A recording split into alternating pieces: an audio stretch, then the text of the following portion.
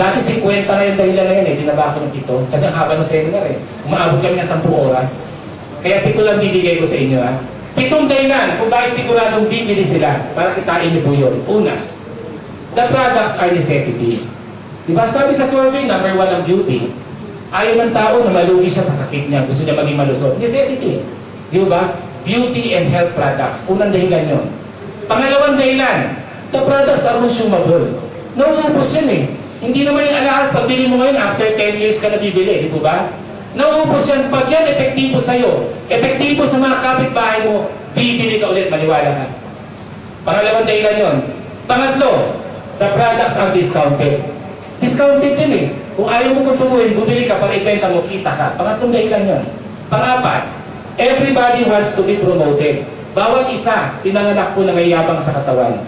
Ano? Totoo lang, mayabang ako eh. Pinipilit ko lang na walang lumabas. Ano? Totoo yun. Bawat isa po sa atin pinangatay sa yabang, itatago ng yabang sa katawan. Kung ikaw, Ma'am Rita, nag-register ka, registered distributor ka, ayaw mo habang buhay, registered distributor ka. Gusto mo sa susunod na meeting natin, papalakpakan ka namin, go, distributor na! Si Ma'am Rita. O si Sir Jun, tayo mo distributor na. May mga yabang tayo sa katawan eh. Gusto natin ma-promote. Kaya ang gagawin mo, bibili ka para ma-promote ka. Next, everybody wants to earn more. Walang duda, lahat tayo gusto kumita ng malaki. Bibili ka para ma-promote ka, para malumaki ang overriding commission mo. Ang totoo niya, may personal rebates pa to eh. Pag registered distributor ka, may 1.5% ka pang rebates eh. Pag gold ka, 2.5. Pag platinum, 3.5. Pag diamond, 5.5. Rebates yun sa personal mong binibili. So lumalabas, pag bili ka ng bili, lumalaki yung kita nyo. Na-imagine po ninyo, panlimang dahilan po yun. Bibili sila ulit. Eh what if hindi? Ma'am, bibigyan ko kayo ng 7 dahilan kung bakit sigurado kami na bibili ang bawat isa. Dati 50 na yung dahilan na yan eh, binaba ko ng 7. Kasi ang haba ng seminar eh. Umaabot kami ng 10 oras. Kaya 7 lang bibigay ko sa inyo ha. 7 dahilan kung bakit siguradong bibili sila para kitain niyo po yun. Una, the products are necessity. Diba? Nauubos yan eh. Hindi naman yung alahas, pagbili mo ngayon, after 10 years ka na bibili. Diba? Nauubos yan. Pag yan, epektibo sa'yo. Epektibo sa mga kapitbahay mo, bibili ka ulit, maniwala ka. Pangalawang dahilan yun. Pangatlo, the products are discounted. Discounted yan eh. Kung ayaw mo konsumuhin, bumili ka para ibenta mo, kita ka. Pangatlong dahilan yun. Pangapat, everybody wants to be promoted. Bawat isa, pinanganak po na may yabang sa katawan. Ang dahilan po yun. Etong pang-anim na dahilan. Etong mabigat, mabigat. Sigurado kami bibili ang bawat isa. Kasi, pag wala ka man ng binili na 1 point sa loob ng isang buwan, mati-disqualify ka sa overriding commission. Hindi mo matatanggap. So lumalabas, yung 1 point na yun, maintenance po yun. Ma'am Rita, 650 lang yan, napakagaan. Yung ibang networking, libo-libo maintenance, dito 650 lang. Eto Ma'am Rita, tatanungin kita. Halimbawa, ikaw to. Lahat ng members mo bumili tigwa 1 point. Kikita ka sana ng 93,000 sa overriding commission. Kaya lang, hindi kayo bumili ng 650. Hindi nyo matatanggap yung 93,000. Tanong, manghihinayang po kayo, hindi. Manghihinayang. 93 million ang wala sa inyo eh. Ang totoo lang Ma'am Rita, kahit 1,000 lang yan, manghihinayang kayo. Kung alam ba may commission kayo 1,000, dahil hindi kayo bumili sa loob ng isang buwan ng 1 point na wala yung 1,000, kasi kung bumili kayo, binenta nyo, kumita kayo, sayang 1,000. Kahit 1,000 lang yan, kung hindi nyo nakuha, manghihinayang kayo. Eh how much more kung 93,000 na nawala sa inyo? Ma'am Rita, kung eto kayo, ayaw nyo na mawala sa inyo ang 93,000.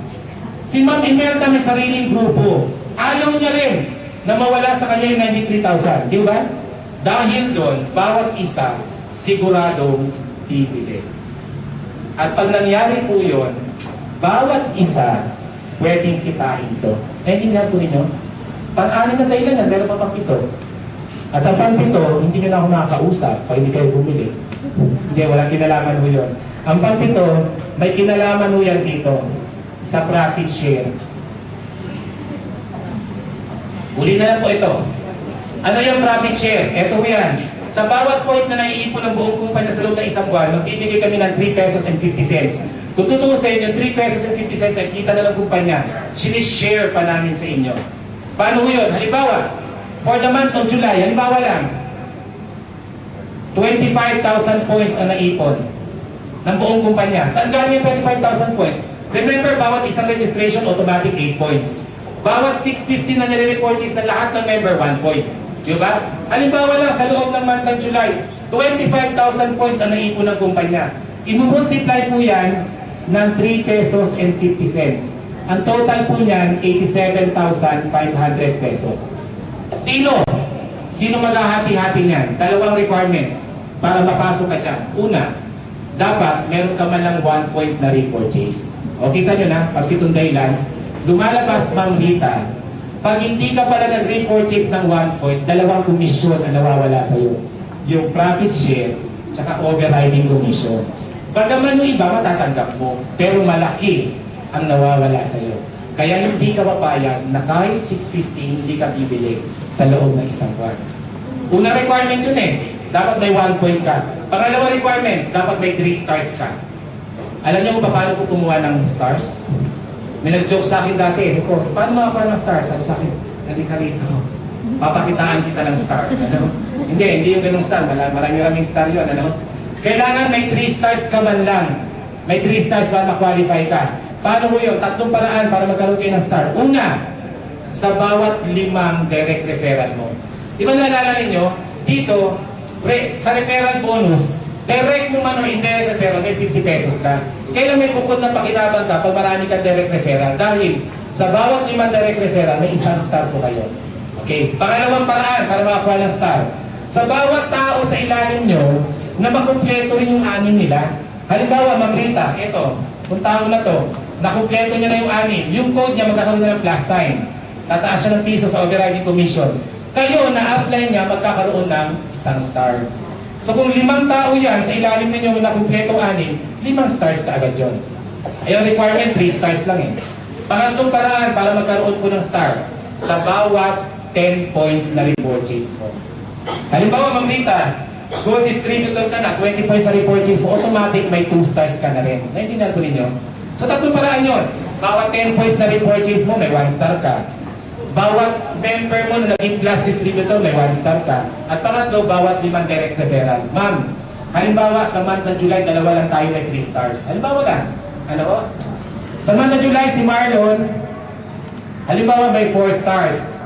Si Ma'am Rita, may 3 stars. Ang total, 7 stars. Halimbawa lang, yung ibang member, 2 stars lang, 1 star lang, hindi pa sila qualified sa profit share. Ano? 2 lang tayo. Ang mangyayari, ma'am, yung pondo na to na na-raise ng company, hatiin yan sa 7 stars. Kasi 7 lang yung stars eh. Bawat star, lumalabas ang value, 12,500 pesos. Ang laki ng white boy, pasensya na kayo. Ano? Kaya hindi na mapagkasya. 12,500 ang bawat star. Ma'am, ilan ang star nyo? 3. 3 times 12,500, may 37,500 kayo. Ako 4, lamang ako ng isa, akin yung 50,000. 12,500 times 4 stars. 2 lang tayo naghati sa 87,500. 2 lang din mabasa eh. Ang gaganda ng profit share, next month, automatic kasali na po tayo. Then yung star po natin, hindi na yan mawawala. Habang buhay na yan. Ang gawin na lang po natin next month, dagdagan pa natin para mas malaking kita natin. Pero next month, Ma'am Rita, baka yung 2 stars na yun, 3 stars na rin, di po ba? Yung 1 star rin, baka 3 stars na rin next month. Lumalabas, next month, mas marami na tayong maghahati. Diba? Pero next month, baka mas malaki na po itong points. So mas marami man tayong maghahati, mas malaki naman yung paghahatian natin. Para ka ng pisyonado nito eh. Once na pumasok ka sa profit share, hindi ka na mawawala. Mamagay naman ito, gusto ko ma-realize nito eh. Pinagtanong minsan sa Muntalban. Nag-seminar ako doon. Marlon, paano yan kung halimbawa hindi ako magaling mag-recruit, pero magaling ako magbenta?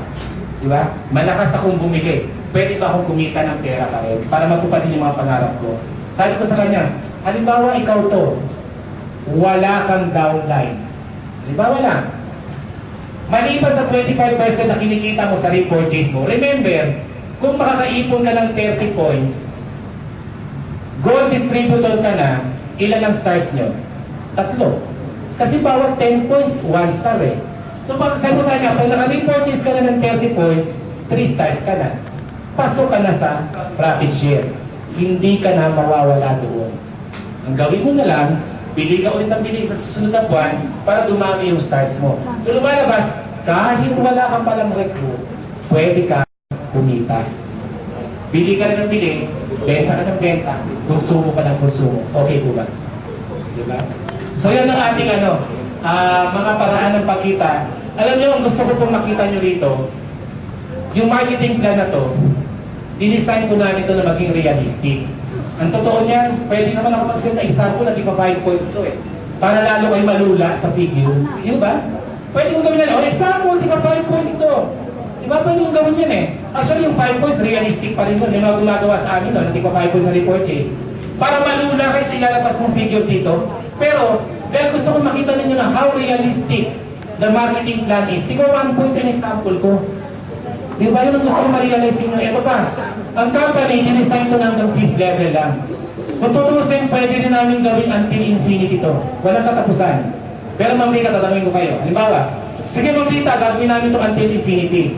Papiliin ko kayo. Maungisyon kayo, magtatrabaho kayo, buwan-buwan, 300,000 ang kikitain ninyo. Gagawin ko until infinity. Pero after 2 years, 3 years, magsasara kami. Or, plan B, 50 mil ka lang buwan-buwan. Okay, mga 100,000 lang. Pero habang buhay. Remember, itong slot mo na ito, ma'am, pwede ninyong ipamana.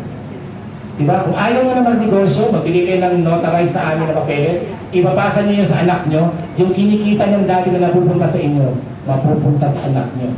Negosyo yan na pwedeng manahin. Kaya yung pinapili ko, sige gawin ko until infinity yan. Para yung kita nyo, imbis na 450,000 monthly dito sa example ko, magiging 1 million. Pero, 1 million kikitain nyo, 2 taon lang. Magsasara kami. Lahat na until infinity, ang tendency niya magsasara.